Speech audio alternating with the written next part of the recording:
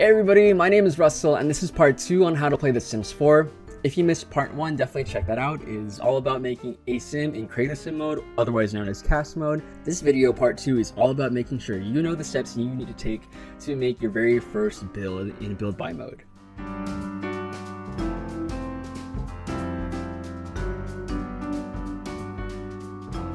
For the sake of this video, I'm going to be assuming that you are completely new to The Sims 4, you probably just downloaded it for free, and that you just created your first household. This video is really about getting you the basics to start playing The Sims as fast as possible, whether that is making a shell house, which is a house that's not fully decorated yet, or getting a house from the gallery so that you can get somebody else's house for you. Like last time, I'm also going to be assuming that you're using a mouse with a scroll button, something like this. Very, very useful, especially in build mode. Alright, so right after you make your first sim household, you're going to be greeted with this menu to select world to move into. Before I select world, I just wanted to give you an overview about what build by mode is. Like the name implies, build by mode is about buying stuff you need to make your house and then making your house. When I say buying the stuff to need to make your house, I really do mean it. Things in the Sims 4 build mode cost stuff to create. So things from your walls, to your roof, to your windows, even the basic necessities, you'll need to use a currency that the Sims uses called simoleons. There is functional use for the rooms and the lots that you make in build by modes. In live mode, after you create your house, you're going to need to fulfill all your needs. For example, everybody needs to use a bathroom, everybody needs to eat, so you're going to make a bathroom, you're going to make a kitchen, and then that actually will play into your gameplay later on. Alright, so I've clicked on Willow Creek and you can kind of see here there's 3 lots that are still open. I can click on any of them and then choose my household to move into. So if I click on to Hello Slow, I can click this confirm button and then the Velasquez household is moving in. Could this be a perfect home? If you're looking for something smaller, 30 by 20 works just fine, but if you're trying to make a big house, say like a mansion, you might want to do something bigger in lot size. This also costs 5,500 simoleons. You'll see right here I have 22,000 simoleons. If there's a lot, for example, that costs 30,000 simoleons or 50,000 or a million simoleons, you might need a little bit more money. That is where cheats come in. But for now, I'm going to click into Hello Slow. I'm going to move in here. Loading. Alright, so you'll see here the game plops you right into live mode when you click onto a house to move into, but you obviously need a house before you move into anything. So what you're going to do is you're going to click this hammer and wrench icon, or you can also click F2 on your keyboard, and you'll see that you're in build mode. Before I move forward, I'm going to tell you all the cheats and tricks that you need to know. First things first, to open the cheats menu, you're going to hold Control, Shift, and C, and then this little box is going to pop up right here. If this is your first time playing The Sims 4 and using cheats, you're going to type in this following command, do testing cheats on with a space. And so it's going to say cheats are then enabled, and then from here on out, you can use any cheats that you want. Now that you have the cheats bar open and cheats are activated, the first cheat I'm just going to tell you to do is type in motherload. I'm gonna keep typing motherload. And what that does, it gets you 50,000 simoleons at the bottom left corner of your screen.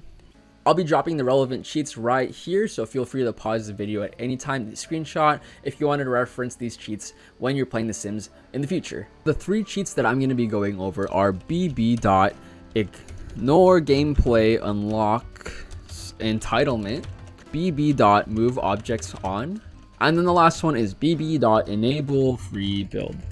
You'll see below that I filtered out objects that you need to unlock.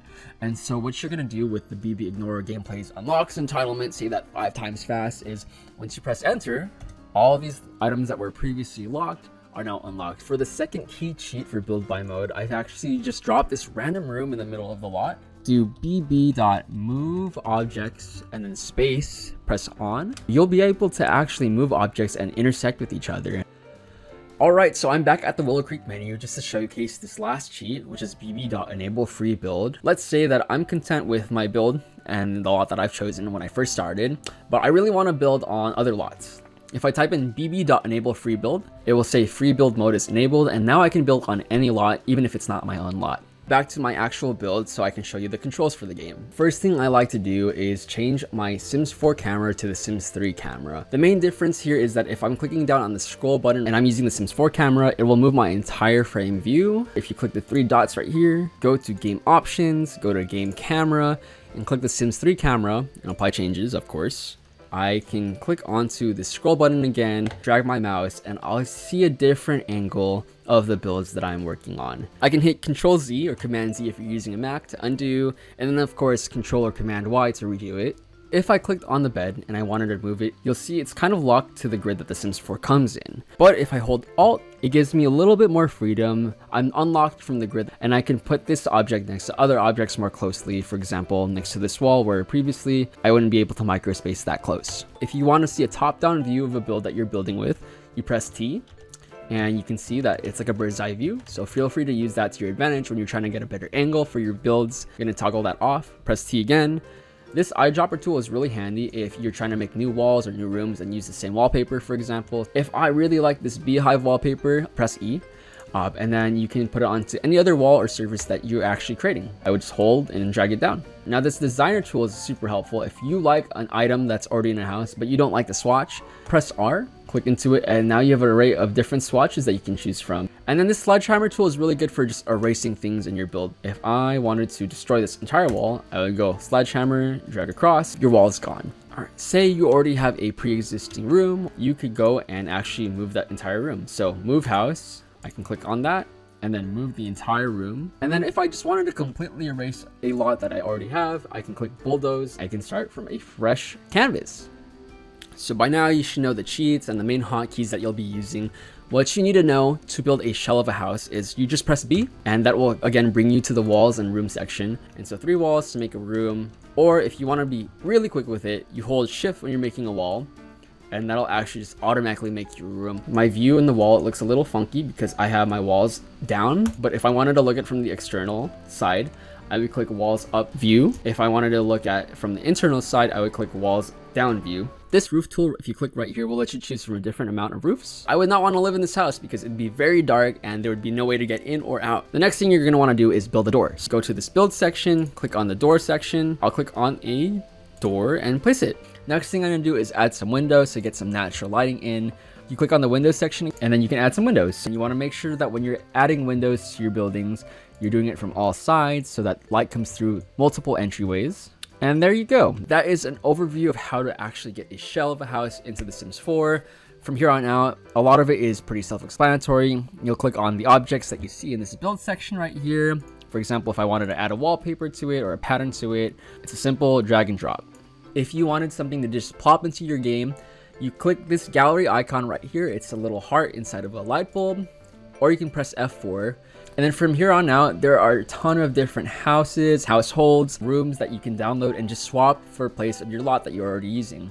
The first thing to look out for when you're downloading a lot from the gallery is to make sure that the packs that you have are compatible with that lot's object. For example, if I did not have get together, but then the objects that are in this lot use get together assets, then I wouldn't be able to download that lot. You should look out for lots that have a perfect lot size. For example, I wouldn't be able to download this big lot and put it in my 30 by 20 lot because it's way too big for the lot that I'm currently using. I see this lot is probably appropriately sized. Yep, place lot.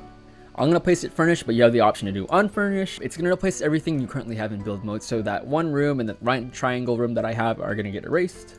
I will press yes. It's a completely functional house that I can just start working in. You should at this point have everything you need to know to get started in build buy mode for The Sims 4. If you are happy with the build that you already have, make sure to save so you don't have all of your progress lost.